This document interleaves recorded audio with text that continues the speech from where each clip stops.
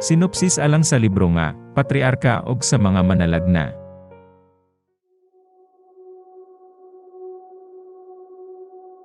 Sinopsis.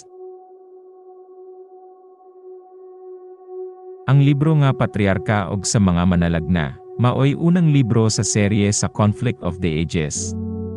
Kini naglangkob sa malapad nga panorama sa kasaysayan sa katauhan, gikan sa pagtukod sa yuta, ngadto sa paghari ni Haring David sa Israel.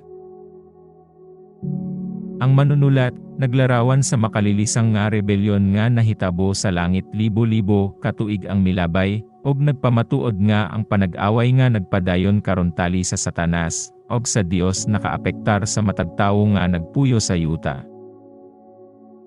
Gipakita sa patriarka, og sa mga manalagna unsa kini nga kontrahanay naglihok sa kinabuhi sa mga lalaki og babaye sa mga panahon sa daang tugon sa kasulatan. Kini nagtubag sa mga pangutana sama sa diin kita nagagikan, diin kita padulong,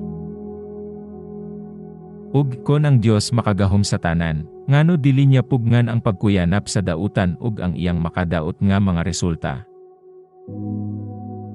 Inubanan sa malumo nga pag-ampo, hatagi og igo nga panahon ang pagpamalandong alang niining bililhon nga pagtuon sa libro nga Patriarka ug sa mga manalagna.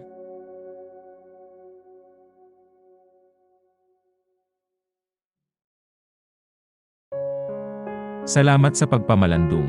Ayaw kalimti og like, share, og subscribe alang sa dugang nga mga espiritu sa tagna nga mga audiobook.